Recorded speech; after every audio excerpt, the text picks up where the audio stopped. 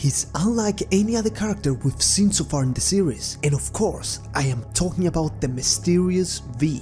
Hey, rise and shine YouTube, my name is Tsele and welcome to this Devil May Cry 5 video where I'm about to break down V's long-awaited gameplay style as seen in the trailer that was showcased at the Game Awards. In case you will enjoy the video, a like rating and your comment with a constructive feedback are always appreciated, so with that being said, let's jump right into it. This is a trial from the heavens above.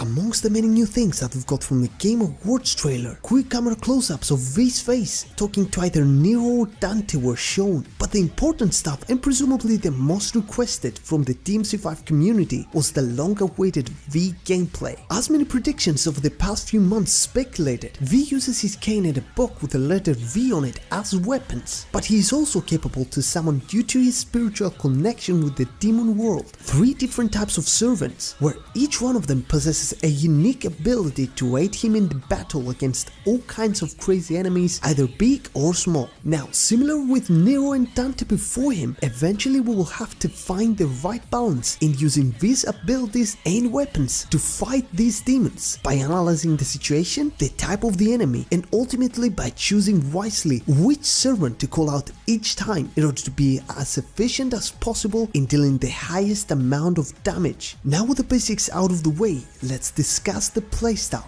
in more depth. So here it goes. Okay, Shakespeare, just remember this. You and I like to exist, so get rid of those demons quick, cause killing them ain't my shit.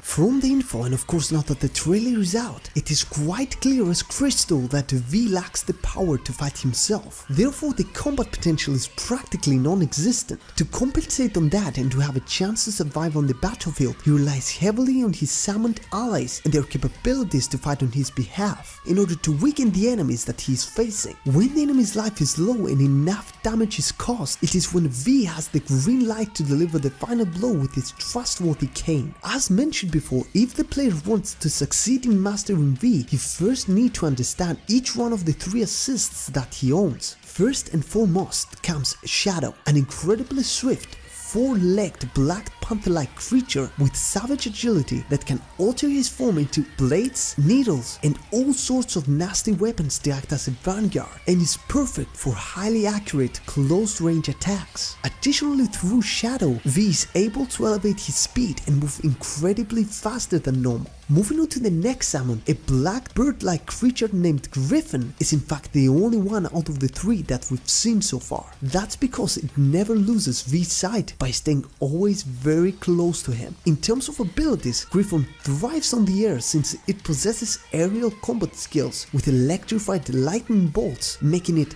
the perfect long-range attack machine. Moreover, if close by, V can get a lift from Griffin for a short period of time. Coming on to the last of the 3 summons, and without any doubt the most powerful, Nightmare. Nightmare really lives up to his name since the enormous size that he has after fall from the sky, crashing onto the battlefield with the shape of a meteorite, definitely aids in destroying everything that comes right through, even with just his basic attack. Also, when tremendously angry, he can also fire beams of light to destroy any foes approaching either by air or the ground. Therefore, since Nightmare owns ground, air, and can carry V at the same time, he's righteously the best out of the 3. Regardless of the fact, I reckon that because of Nightmare being so powerful, we might have some limitations as to where V can summon him. Okay, know that in the video we see him bashing through walls and moving through tight spaces, but what I don't know is if we're gonna have to call him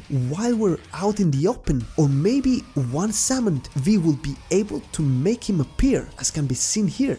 One thing is for certain though, that in order for Nightmare to be summoned, V is necessary to access his ultimate form with a snap of his fingers, giving him the iconic white hair look, just like the rest of the Sparta blood. What evil lurks, I must destroy.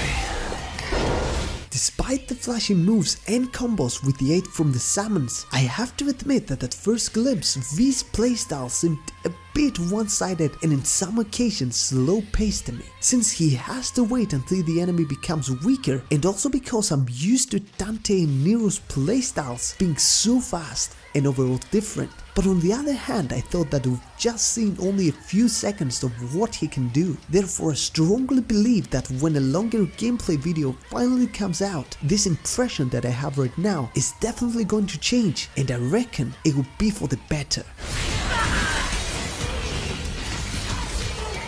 So there we have it, guys. That was all the info that I wanted to share with you regarding V's combat style. Thus now it is your turn to let me know your personal opinion. What do you think about V's style? Did you like it or not? And why? Write all your thoughts down in the comment section below. Leave a like if you enjoy, and stay tuned to the channel for plenty more content. So I really hope that everyone's gonna have an amazing day or night, whatever you're going to do, and I'll see you all in the next video. Bye bye.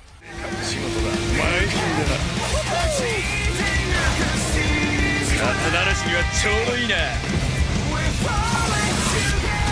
強大な悪魔が蘇ろうとしてる。まさかダンテが負けるってのか。もう足手まといじゃねえぜ。Devil May Cry 5。